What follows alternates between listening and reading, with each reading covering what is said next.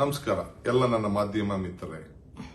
ಇಂದು ಸಂಜೆ ಬಿಜೆಪಿ ಮುಖಂಡ ದೇವರಾಜೇಗೌಡರು ಅಪ್ಪಟ ಸುಳ್ಳಿನ ಹೇಳಿಕೆಯನ್ನ ಪತ್ರಿಕಾಗೋಷ್ಠಿಯನ್ನ ನಡೆಸಿದ್ರು ಅಂತ ತಿಳಿತು. ನಾನು ಊರಿನಲ್ಲಿಲ್ಲ, ಇಲ್ಲಾಂದ್ರೆ ಎಲ್ಲ ಮಾಧ್ಯಮಗಳ ಹತ್ರ ಖಂಡಿತ ನಾನು ಮಾತಾಡ್ತಾ ಇದ್ದೆ. ಇವ್ರು ಏನು ಮಾತಾಡಿದ್ದಾರೆ, ಏನು ಆರೋಪ ಮಾಡಿದ್ದಾರೆ ಎಲ್ಲ ಸುಳ್ಳಿನ ಕಂತೆ. ಎಲ್ಲ ಅನೇಕ ವಿಚಾರಗಳನ್ನ, ಪೆನ್ಡ್ರೈವ್ ವಿಚಾರ ಇರ್ಬೋದು, ಬಿಜೆಪಿಯ ಆಂತರಿಕ ವಿಚಾರಗಳನ್ನ ನನ್ನ ಹತ್ರ ತಿಳಿಸ್ತೀನಿ ಅಂತ ಹೇಳಿ ಪ್ರಯತ್ನವನ್ನ ಮಾಡಿದ್ರು. ಆದರೆ ನನಗೆ ಸಮಯ ಸಿಕ್ಕಲಿಲ್ಲ.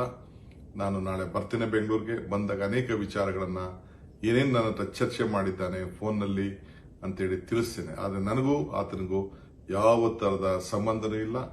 ಅವನು ಏನು ಮಾತಾಡಿದ್ದಾನೆ ಎಲ್ಲ ಕೂಡ ಸತ್ಯಕ್ಕೆ ದೂರ ಆದಂತಹ ವಿಚಾರ ಅಂತ ಹೇಳಲಿಕ್ಕೆ ನಾನು ಬಯಸ್ತೇನೆ. ಬಿಜೆಪಿಯವರು ಮತ್ತು ಜೆಡಿಎಸ್ ಅವರು ದೊಡ್ಡ ರಾಜಕೀಯ ಇಂಥ ಷಡ್ಯಂತ್ರವನ್ನ ಇವತ್ತು ಮಾಡ್ತಾ ಇದ್ದಾರೆ. ಏನ್ ಬೇಕಾದ್ರೂ ಮಾಡ್ಕೊಳ್ಳಿ, ನಿಮ್ಗೆಲ್ಲ ಅರಿವಿದೆ. ಹಿಂದೆ ದೇವರಾಜೇಗೌಡ ಏನೇನು ಮಾಧ್ಯಮದ ಮುಂದೆ ಮಾತಾಡಿದ್ದ, ಏನೇನು ವಿಚಾರಗಳನ್ನ ತಿಳಿಸಿದ್ದ ಎಲ್ಲ ಕೂಡ ಎಲ್ಲ ಮಾಧ್ಯಮಗಳ ಮುಂದೆನೆ ಇದೆ. ಅದನ್ನ ನೀವು ಪ್ರಕಟಣೆ ಮಾಡಿ ಓದಿದ್ರೆ ತಿಳ್ಕೊಂಡ್ರೆ ಸಾಕು. ಇಷ್ಟು ಮಾತ್ರ ಹೇಳಲಿಕ್ಕೆ ನಾನು ಬಯಸ್ತೇನೆ.